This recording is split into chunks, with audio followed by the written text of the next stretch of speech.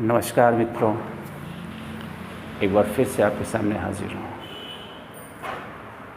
जीवन में कुछ वैचारिक उथल पुथल चल रही है।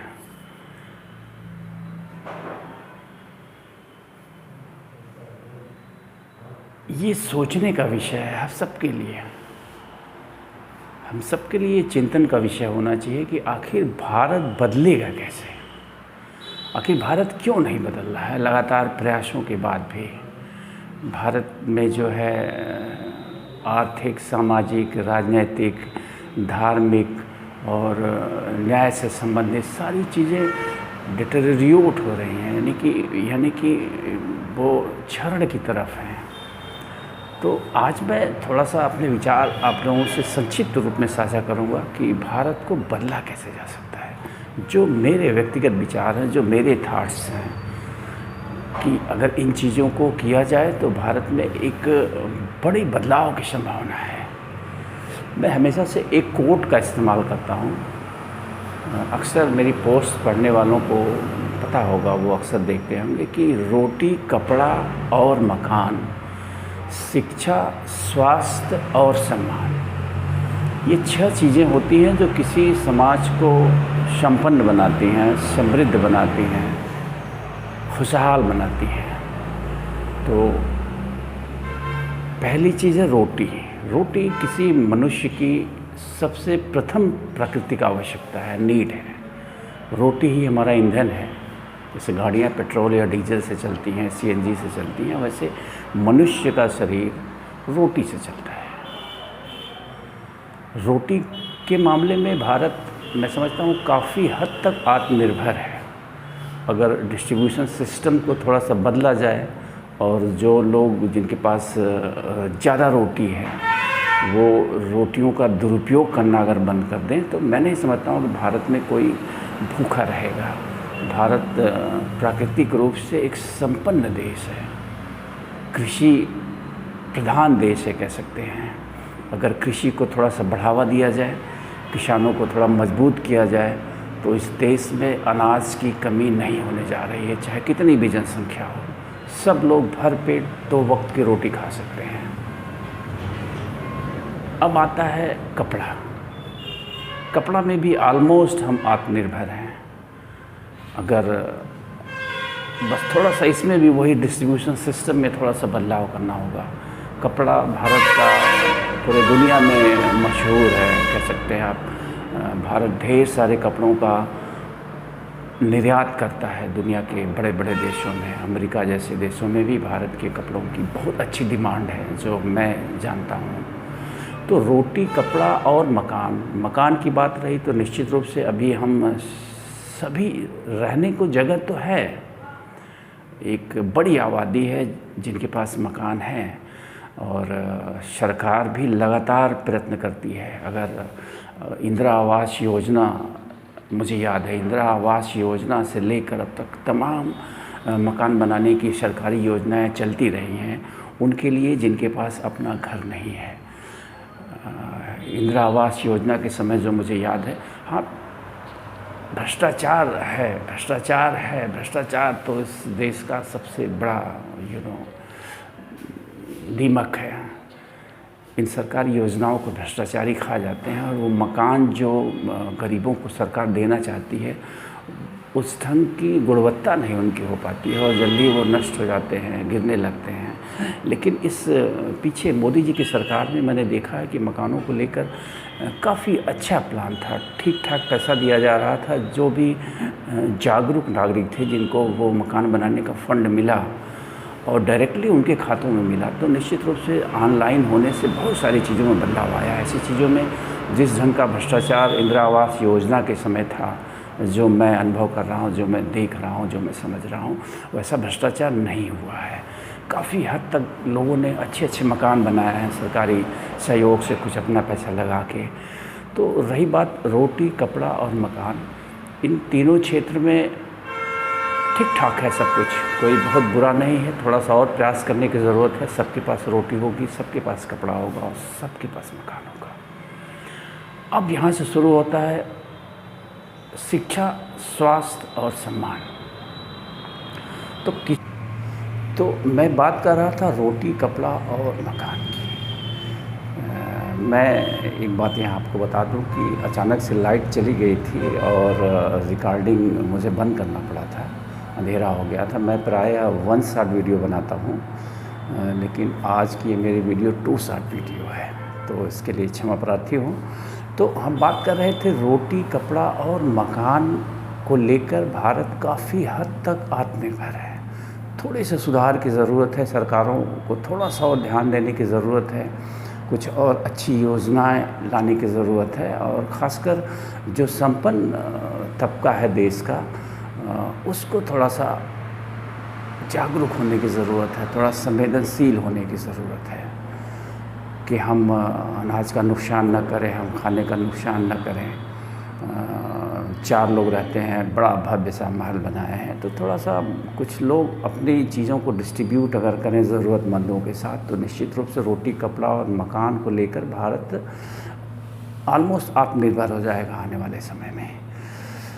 लेकिन अब जो बात आती है शिक्षा, स्वास्थ्य और सम्मान, किसी समाज के निर्माण के लिए, किसी समाज के सशक्तिकरण के लिए, किसी समाज की समृद्धि के लिए, किसी समाज की सफलता के लिए ये 3 चीज़ें अत्यंत आवश्यक हैं।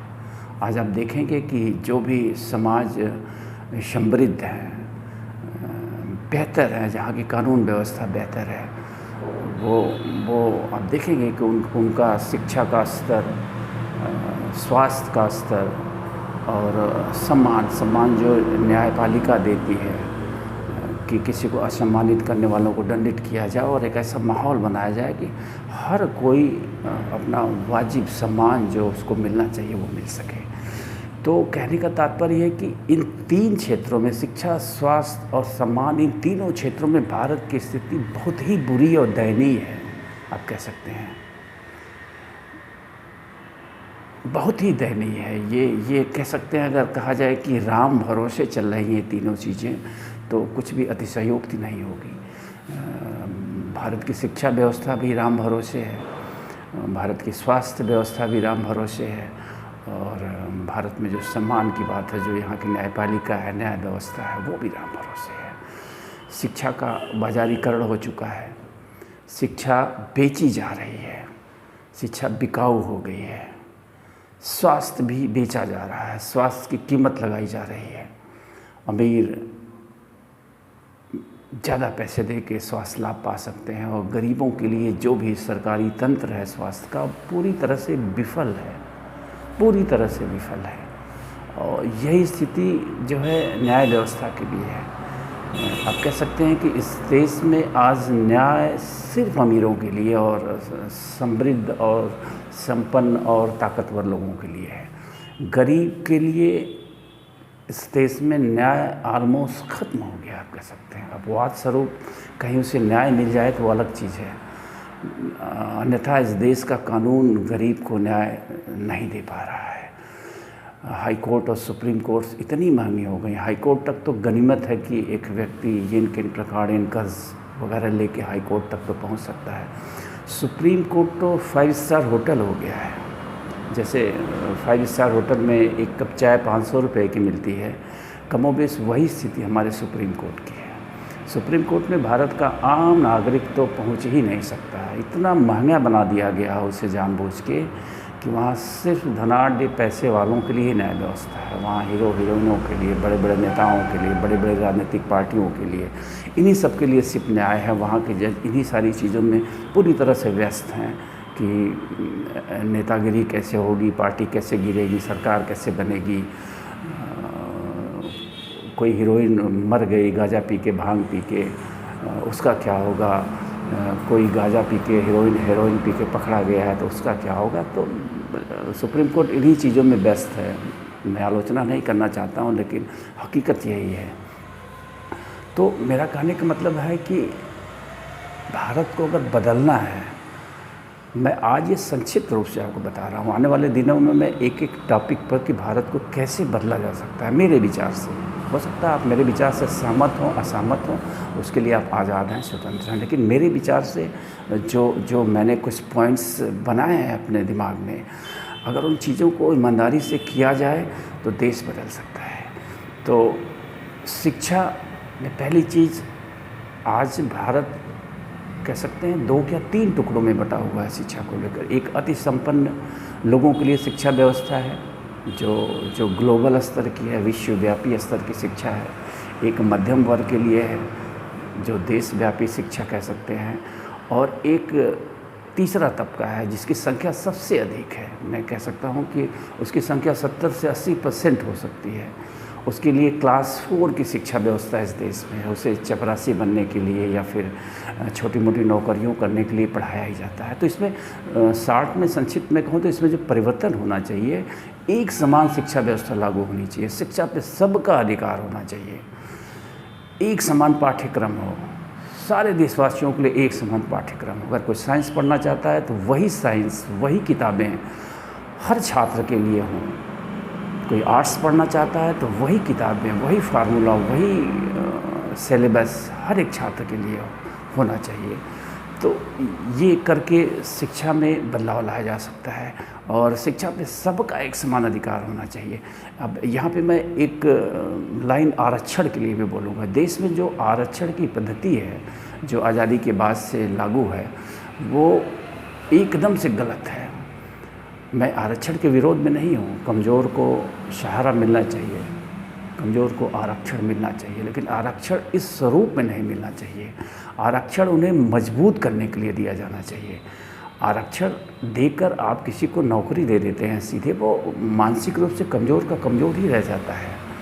तो आरक्षण के इस स्वरूप में तुरंत बदलाव की ज़रूरत है अगर भारत देश को बदलना है तो। और चूँकि आज की वीडियो में संक्षिप्त रख रहा हूँ, बस एक क्लू दे रहा हूँ आपको कि क्या क्या चीज़ें की जा सकती हैं। इसके बाद आता है स्वास्थ्य व्यवस्था। आप देखिए, स्वास्थ्य को भी शिक्षा की तरह ही जो है रोज़गार बना दिया गया है। शॉपिंग मॉल की तरह जो है हॉस्पिटल्स खुले हुए हैं इस देश में, जो लूट रहे हैं। उन पर कोई नियंत्रण नहीं है सरकार का। अगर एक आम आदमी किसी बीमारी वश इन प्राइवेट अस्पतालों में पहुंच जाए तो लाखों रुपए के बिल बनते समय नहीं लगता है। ये लूट रहे हैं, कह सकते हैं लूट मची हुई है स्वास्थ्य व्यवस्था में, और सरकारी तंत्र को ध्वस्त कर दिया गया है जानबूझ के संभवतः इन्हें लाभ पहुंचाने के लिए, मैं तो कहूँगा। और या फिर मैं कहूँगा जो भ्रष्टाचारी जिम्मेदार लोग हैं, जो अधिकारी हैं, जो नेता हैं, जो मंत्री हैं, इन सब ने पूरी सरकारी स्वास्थ्य व्यवस्था को खोखला कर दिया है। आप अगर संपन्न देशों को देखो, कनाडा को देखें, अमेरिका को देखें, इन सारे देशों को अगर आप देखें तो यहाँ कितनी सुंदर स्वास्थ्य व्यवस्था है। मैं एग्जाम्पल कनाडा का देता हूँ। कनाडा में मेरे एक मित्र रहते हैं। कनाडा में हर सिटीज़न के लिए हॉस्पिटल और डॉक्टर फिक्स है। वो उसे कुछ भी होगा वो वहीं जाएगा और उसे वही दवा मिलेगी मार्केट से जो उसका डॉक्टर, जो उसका फैमिली डॉक्टर है, जो वो प्रेस्क्राइब करेगा। भारत में दवाएं सब्जी की तरह बिक रहे हैं, माय गुडनेस। और आपको मैं एक बात बताऊं तो ये दवाएं जो है ये लोगों को ठीक नहीं कर रही हैं, ठीक कम कर रही हैं और रोगी ज़्यादा बना रही हैं। ये मतलब ये सही नहीं है। मेरा कहने का मतलब इस स्वास्थ्य व्यवस्था में सुधार करने की ज़रूरत है, कोई नया मॉडल लाने की ज़रूरत है कनाडा जैसा इस देश में भी, जिससे देश के हर नागरिक को जो है अच्छी स्वास्थ्य की सुविधा मिल सके और जो दवाओं का और स्वास्थ्य व्यवस्था का बाजारीकरण किया गया है उसे ख़त्म किया जा सके। तो ये हुई शिक्षा और स्वास्थ्य की बात। और तीसरी जो सम्मान की बात है मेरे उस कोट में कि रोटी, कपड़ा और मकान, शिक्षा, स्वास्थ्य और सम्मान। तो सम्मान हर किसी का हक है, हर किसी का हक है सम्मान का। और ये सम्मान तब मिल सकता है जब आपके देश की कानून व्यवस्था सही काम करे। अगर किसी ने किसी को अपमानित किया, थप्पड़ मारा, गाली दी, उसके साथ ज़बरदस्ती करी, कोई अन्याय किया, तो उसे न्याय मिलना चाहिए। आज हमारी न्याय व्यवस्था की हालत इतनी बुरी है कि मेरे पास शब्द नहीं है कि मैं किन शब्दों द्वारा बयां करूं। मैंने राम भरोसे शब्द का इस्तेमाल किया था, तो संभवतः राम भरोसे ही न्याय व्यवस्था है। तारीख पे तारीख, तारीख पे तारीख, तारीख पे तारीख छोटे छोटे मुकदमे, आज किसी के साथ अपराध होता है, कोई घटना होती है तो उसको 50 साल बाद न्याय मिलता है। ये शर्म का विषय है किसी भी सभ्य समाज के लिए। तो हमारी न्याय व्यवस्था जो है शर्मनाक स्तर पे है, सही कहा जाए तो इस न्याय व्यवस्था में बड़े सुधार की ज़रूरत है, बड़े सुधार की ज़रूरत है। जिम्मेदारी वाला सिस्टम कुछ अडॉप्ट होना चाहिए कि अगर किसी धारा का कोई मुकदमा है तो उसके लिए टाइम फ्रेम होना चाहिए, हर हाल में वो टाइम फ्रेम होना चाहिए कि इतने दिनों में इस मुकदमे को निस्तारित कर ही दिया जाना चाहिए, ताकि न्याय व्यवस्था हमारी सुधर सके और सबको न्याय मिल सके समय से।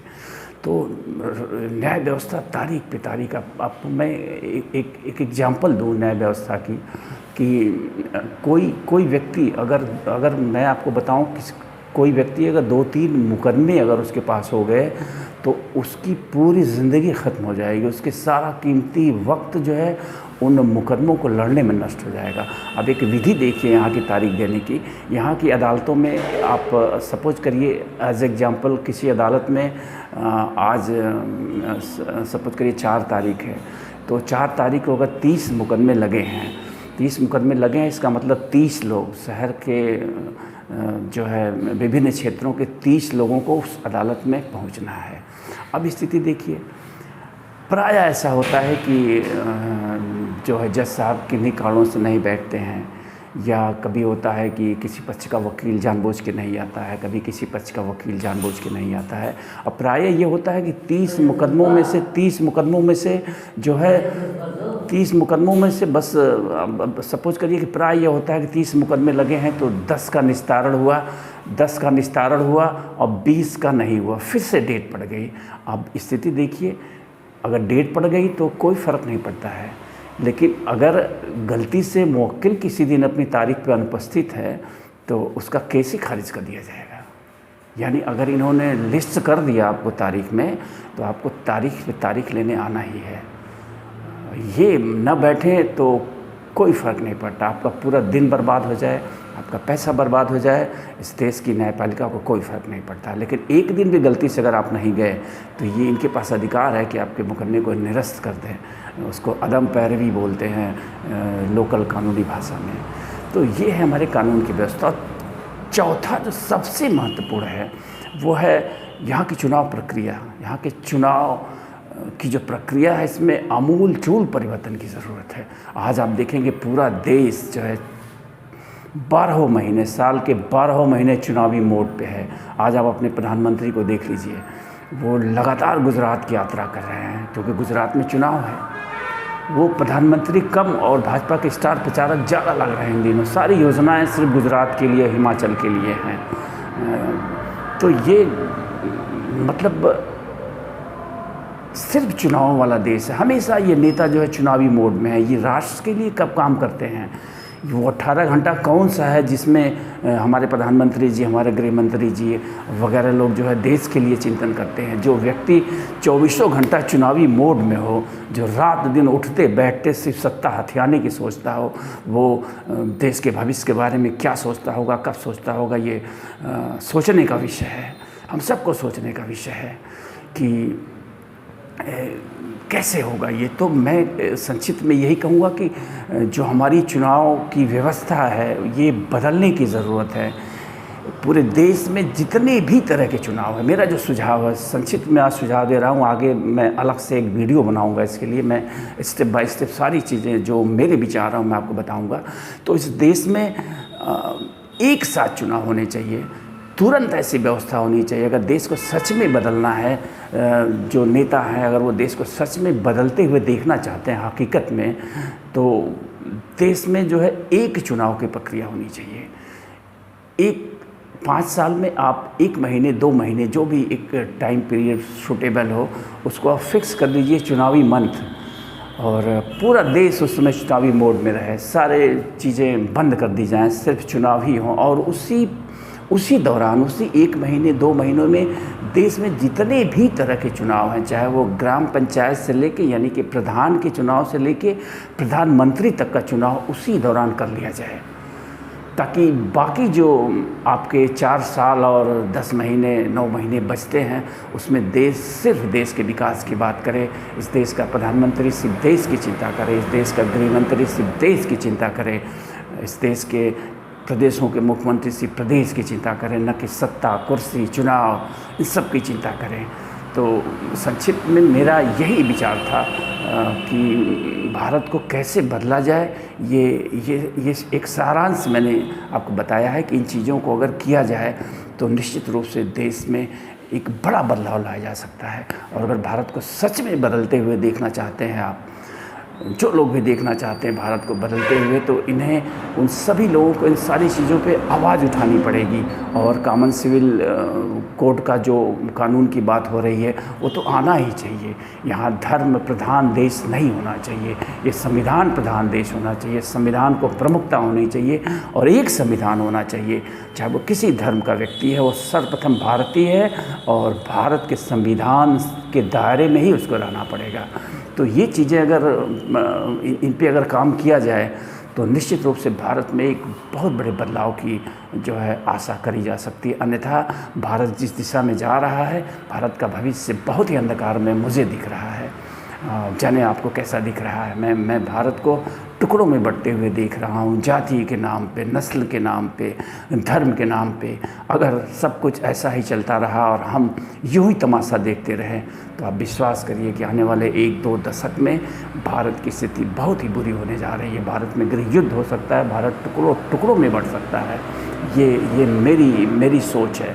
अगर भारत को बचाना है, भारत को अखंड रखना है, भारत को एकजुट रखना है, भारत को विश्व शक्ति बनाना है, भारत को विश्व गुरु बनाना है, तो हम सबको जो है, जो भी लोग भारत को बदलते देखना चाहते हैं, भारत को विश्व गुरु बनते देखना चाहते हैं, भारत को उन्नति करते देखना चाहते हैं, भारत को एक समृद्ध और सशक्त राष्ट्र बनते देखना चाहते हैं, उन सभी से मेरी अपील है, आग्रह है कि आप इन मुद्दों को उठाइए। आपके जो भी विचार हो सकता है मेरे विचार से आप सहमत ना हो सकता है कि मेरे विचारों से बेहतर विचार आपके पास हो, लेकिन उन विचारों के लिए आवाज़ उठाइए, आगे आइए, सामने आइए, तभी भारत को बचाया जा सकता है। अन्यथा भारत का भविष्य निश्चित रूप से अंधकार में है। नमस्कार, धन्यवाद।